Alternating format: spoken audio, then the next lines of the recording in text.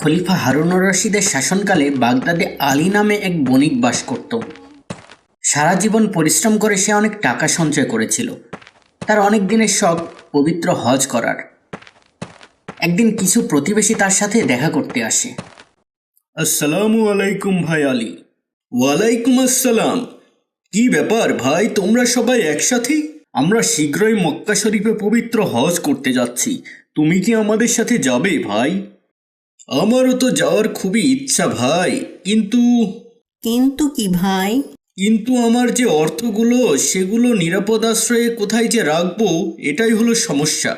এটা আর এমন কি, তুমি তো চাইলে অর্থগুলো খলিফার নিকটেও রেখে যেতে পারো, অথবা তুমি কোনো বিশ্বস্ত বন্ধুর কাছেও তো রেখে যেতে পারো। আচ্ছা ঠিক আছে, আমি একটু চিন্তা ভাবনা করে তোমাদের জানাচ্ছি। ঠিক আছে ভাই, তবে তাড়াতাড়ি জানিও। তারপর অনেক চিন্তা ভাবনা করে আলী একটি বড় কলসি কিনল এবং মক্কায় যাবার সমস্ত খরচ বাদে বাকি অর্থ কলসিতে রেখে সেটা জলপাই দিয়ে পূর্ণ করলো। তারপর পাশের বাড়িতে বিশ্বস্ত বন্ধু নাজিমের নিকট গেল। আসসালামু আলাইকুম বন্ধু। ওয়ালাইকুম আসসালাম। কি খবর বন্ধু? আমি তোমার কাছে একটা সাহায্যের জন্য এসেছি। অবশ্যই, বলো কিভাবে তোমাকে সাহায্য করতে পারি। বন্ধু, আমি কিছুদিনের জন্য মক্কা যাচ্ছি। তুমি যদি আমার এই জলপাইয়ের কলসিটা কিছুদিনের জন্য আমানত রাখো তবে খুবই উপকৃত হতাম। এ সামান্য বিষয় নিয়ে এত ভাববার কি আছে? তুমি কলসিটি এখানে রেখে নিশ্চিন্ত মনে মক্কা শরীফ যেতে পারো। এই বলে খুশি মনেই বন্ধু নাজিম আলীকে নিশ্চিন্ত করে বিদায় দিল। আলী অন্যদের সাথে মক্কা রওনা হলো। এদিকে প্রায় 2 বছর চলে যাচ্ছে, এখনো আলী ফিরে আসেনি। একদিন নাজিমের স্ত্রী ও নাজিম খেতে বসেছে। আমার না খুব জলপাই খেতে ইচ্ছে করছে। এখানে কোথাও কি জলপাই পাওয়া যাবে? কেন, আমাদের ঘরেই তো জলপাই আছে। কি? কোথায়? মনে নেই? সেই যে বন্ধু আলী এক কলসি জলপাই রেখে গেছে, তা থেকে কয়েকটা নিয়ে নিলেই তো হয়। না না, কি দরকার পরের আমানতের জিনিসে হাত দেওয়ার? তুমি বরং বাজার থেকেই কিনে আনো। 2 বছর হয়ে গেছে আলী গেছে, এখনো তার কোনো খোঁজ পাওয়া যায়নি। জীবিত আছে কিনা কে জানে। এগুলো খরচ করে নতুন জলপাই এনে না হয় কলসিতে ভরে রাখলেই হবে। এই কথা শুনে স্ত্রী আর অমত করলো না। নাজিম তখন ভাড়ার ঘরে প্রবেশ করলো এবং কলসির মুখ খুলে জলপাইগুলো দেখলো। আহা, সবগুলো জলপাই পচে গেছে। দেখি নিচের দিকে 2-1টা ভালো আছে কিনা। তারপর সে কলসিটি উপর করে ঢেলে ফেললো আর অবাক হয়ে গেল। আরে এ কি, জলপাই কোথায়? এ যে রাশি রাশি সোনার মোহর। তাহলে জলপাইয়ের নিচে সোনার মোহর রেখেছিল আলী। বাহ, ভালোই হলো, এখন এ সব মোহর আমার হয়ে গেল। আমার কাছে জলপাই আমানত দিয়ে গেছে সে, মোহর তো আর দেয়নি। তারপর নাজিম খুশি মনে সমস্ত মোহর তার সিন্ধুকে তুলে রেখে দিল। এরপর বাজার থেকে 1 ঝুড়ি টাটকা জলপাই কিনে নিয়ে এসে কলসিতে ভরে রাখলো। কিছুদিন পর আলী মক্কা থেকে ফিরে এলো এবং এসে বন্ধুর বাড়িতে গেল। আসসালামু আলাইকুম বন্ধু নাজিম। ওয়ালাইকুম আসসালাম বন্ধু আলী। মক্কা থেকে কবে ফিরে এলে? কালকে রাতেই ফিরেছি। এসো এসো, খাওয়া দাওয়া করবে, এসো। তারপর আলী বন্ধুর বাড়িতে খাওয়ার শেষে বন্ধুর নিকট থেকে কলসিটি চেয়ে বাড়ি নিয়ে চলে এলো। বাড়ি গিয়ে আলী দেখলো যে কলসিতে একটিও মোহর নেই। উপর থেকে নিচ পর্যন্ত শুধুই টাটকা জলপাইয়ে ভর্তি। ইয়াল্লাহ, আমার মোহর গেল কোথায়? নিশ্চয় বন্ধু নাজিম কলসির সব মোহর চুরি করেছে। বিষণ্ণ মনে আলী আবার নাজিমের কাছে ফিরে গেল এবং মোহরগুলো ফিরিয়ে দেওয়ার জন্য অনুরোধ করল।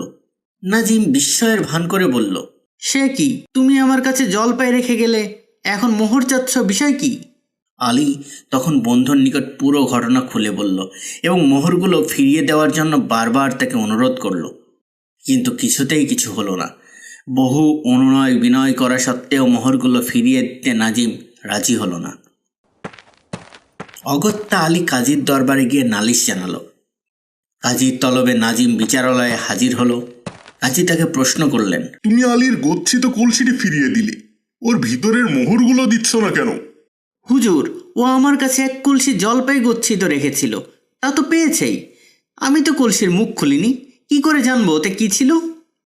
আলী, তুমি যদি প্রমাণ দিতে পারো যে তোমার কলসিতে জলপাইয়ের নিচে মোহর রেখেছিলে তবে অবশ্যই তা পাবে। কিন্তু আলী কিভাবে প্রমাণ করবে যে জলপাইয়ের নিচে মোহর রেখেছিল? তা তো সে আর আল্লাহ ছাড়া কেউ জানে না। কিছুদিনের মধ্যে সারা বাগদাদে এই ঘটনার কথা ছড়িয়ে পড়ল। একদিন খলিফা নিজ অভ্যাস মতো উজিরের সাথে বেড়াতে বের হয়েছিলেন। সেদিন ছিল পূর্ণিমা রাত। জ্যোৎস্নার আলোয় চারিদিকে আলোকিত হয়ে উঠেছিল। খলিফা ঘুরতে ঘুরতে দেখলেন এক স্থানে কতগুলো বালক চাঁদের আলোয় বসে খেলা করছে। কৌতূহলী খলিফা সেখানে দাঁড়ালেন। বালকদের মধ্যে একজন বলল, ভাই চলো আজ আমরা আলী ও নাজিমের বিচার খেলি। ঠিক আছে, তাহলে আমি সাজবো আলী, আর আমি হব নাজিম, আর আমি হচ্ছে কাজী। ঠিক আছে? আলী সাজা বালকটি একটি ভাঙ্গা কলসি দেখিয়ে বলল, আর এটাই ধরো আমার জলপাইয়ের কলসি। তাহলে বিচার শুরু হচ্ছে। আলী, নালিশ কর। আমার বন্ধু নাজিমের কাছে জলপাইয়ের কলসি আমানত রেখেছিলাম, যার ভিতরে সোনার মোহর ছিল, কিন্তু সে মোহর চুরি করে শুধুমাত্র জলপাই ফেরত দিয়েছে। নাজিম, সামনে আসো। আলী যেটি বলেছে তা কি সত্য? হুজুর, জলপাইয়ের কথা সত্য, তবে মোহরের কথা মিথ্যা। আচ্ছা, কদিন আগে কলসিটি দিয়েছিল? তা প্রায় 2 বছর হবে। বেশ, তখন কলসিটি কি এই জলপাই ছিল? হ্যাঁ হুজুর, ছিল, কিন্তু আমি তা ছুঁইনি। কাজী তখন একজন বালককে বলল। যাও তো একজন জলপাই ব্যবসায়ীকে ডেকে নিয়ে এসো। তখন একজন বালক জলপাই ব্যবসায়ী সেজে কাজীর সামনে এসে দাঁড়ালো। হুজুর, আমি একজন জলপাই ব্যবসায়ী। আচ্ছা, জলপাই কতদিন পর্যন্ত ভালো থাকে বলো তো? যত্নে রাখলে বড় জোর 6 মাস টাটকা থাকে। কাজী তখন সেই কলসিটি দেখিয়ে বলল। এই জলপাইগুলো দেখো তো কতদিনের। ব্যবসায়ী পরীক্ষার ভান করে বলল, হুজুর, বেশি হলে 1 মাস আগে এগুলো গাছ থেকে পাড়া হয়েছে।